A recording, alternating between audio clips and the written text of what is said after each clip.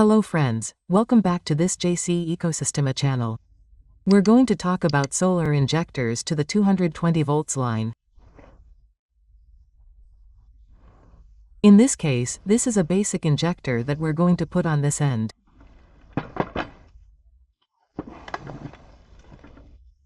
Here we're going to put a solar screen, just one, which I have right now. These are these cables. These cables have a positive and a negative. I'm going to connect it here and the 220 volts should come out, which, if placed in parallel with the line, this solar injector should go down if the device is normally efficient. We're going to test everything on camera so you can see, and we're going to make a small circuit so you can see what it's like. Well, I'm going to make the circuit first. The circuit is very basic, it's this one. This is the house's 220 volts line, right? And this is the meter that the house has. And here are the lights, the bulbs, everything that represents the normal consumption of a house.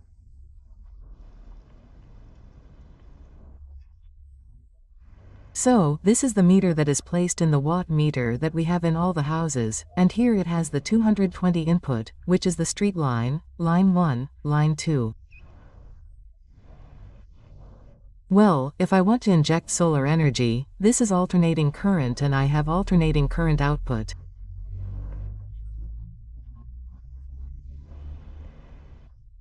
If I want to inject, I have to put an injector directly in parallel with the line and here at the injector input put the solar panels.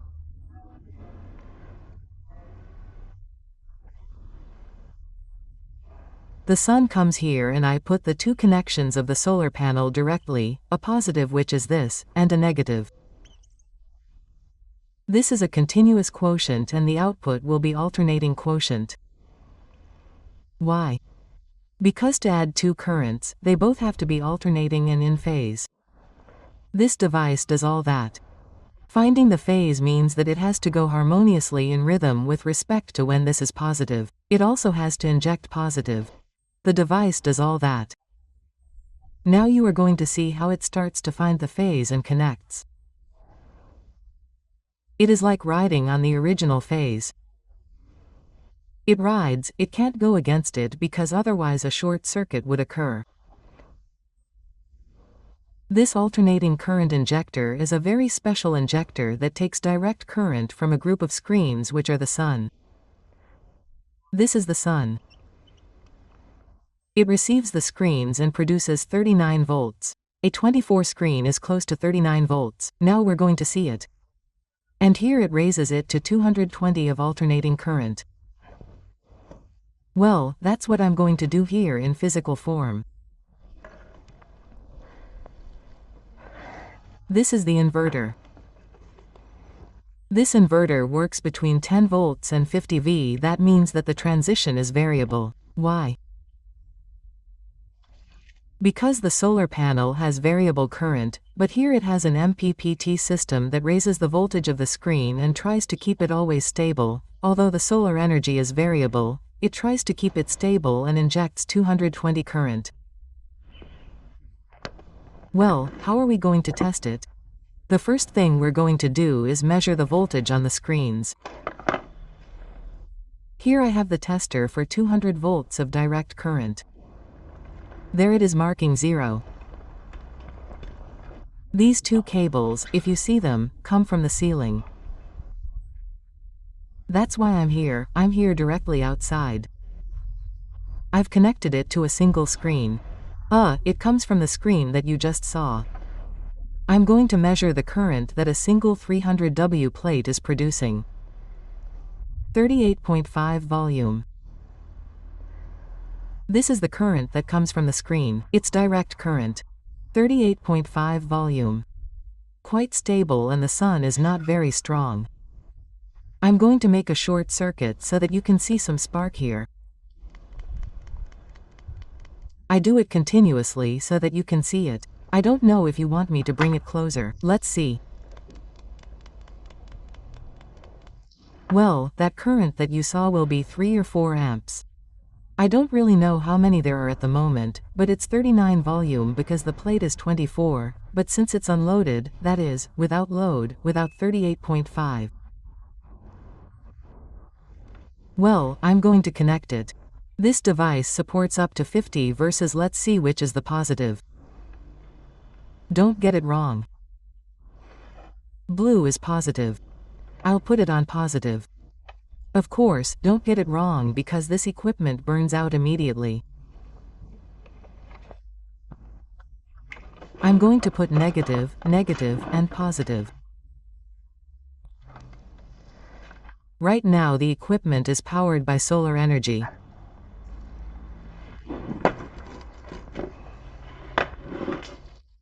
Well, here I have to turn it on right away, and if you see, look for the phase, but since it's not connected, it stays on red, which tells me it's not working. I'm going to turn it off. Well, and here I have a space heater that consumes a lot. It consumes like 2000 W, depending on where I put it. If I put it there, only the blower consumes. It stops there, and there it has 2 power points where it consumes a lot due to its resistance, and there the maximum point is close to 2000 W. Well, I'm going to set it to 0.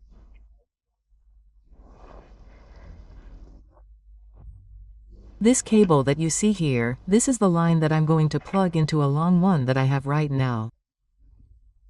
This is the line.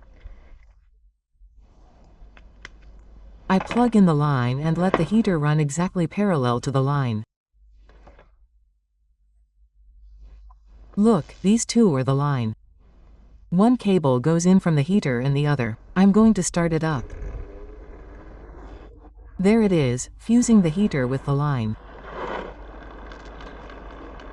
Let's see if you can see it. Well, you can hear the noise. There it is. Let's go back to the beginning. This cable is the line. It feeds the heater as if it were plugged directly into the line. And in parallel I've put this plug that you see. There's a blue cable as well.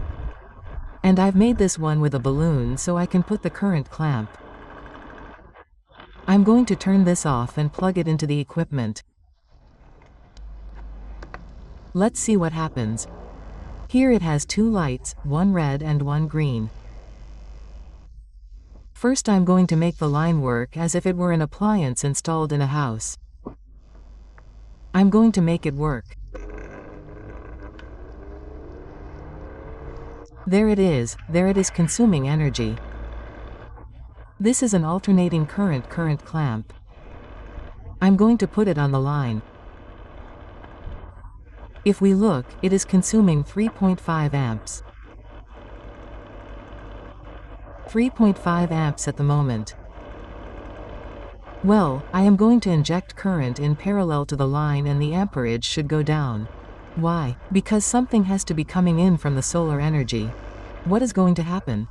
I turn on the equipment here. First it will look for synchronization and then it will start injecting. It will inject proportionally to the amount of sun there is. I don't think it will inject much, but it will surely go down from 3 amps. Well, now I turn it on. When I turn it on, the red appears and then the green. It is trying to find the phase. It continues the red, green, green, green, green. That's where it got hooked. If you look at 2.8, it immediately went down. Why did it go down? Because there is a part that is taking the line and another part from the solar energy. Now I am going to turn off the inverter. I am going to turn it off. The consumption has to increase. That's where I turned it off. 3.2. The consumption increased and the equipment is dead. Now I'm turning it back on. First, it looks for the phase. That's where it's looking for it and that's where it got stuck. It gets stuck immediately. It drops to 2.8. It's proportional to the amount of energy there is.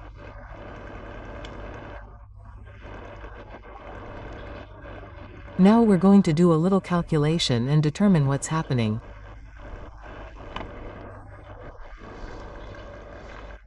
.3 is being consumed with the equipment turned off. 3.3. Well, if I multiply as I always do, 3.3. I dropped it here. I'm going to multiply 3.3 or 3, yes, 3.3 by 220, 3 amps by 220 VY. Because the line is 220 V 720 W, I'm going to put it here. 720 W, right? That's what it's consuming. 720 W 3,3.3 amps 220 gives me 720 W. Let's go to the thing here in the middle and it's giving me 3.3. What happens is that I'm moving it and here there it is 3.3. 323. There are 3. There it is. Okay, now I'm going to put the injector. It's going to go down. The injector first searches. This is heating up the equipment. First it searches and then it still injects. There it is injecting. 3.1.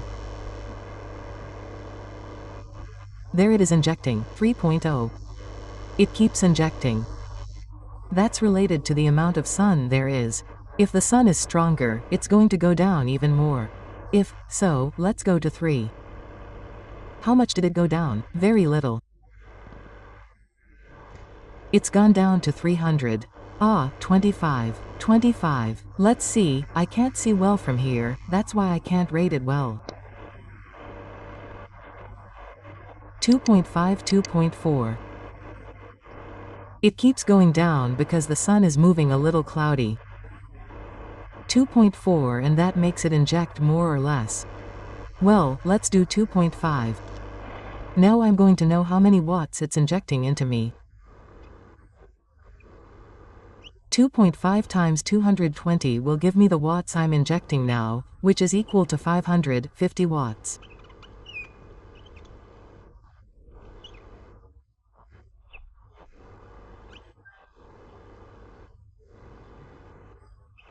If then the remainder is 720 minus 500, it will give me the watts of 7.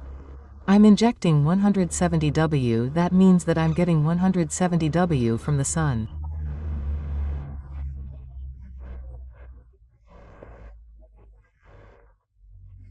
I only have one 300 screen, but it's variable. It depends on the amount of sun.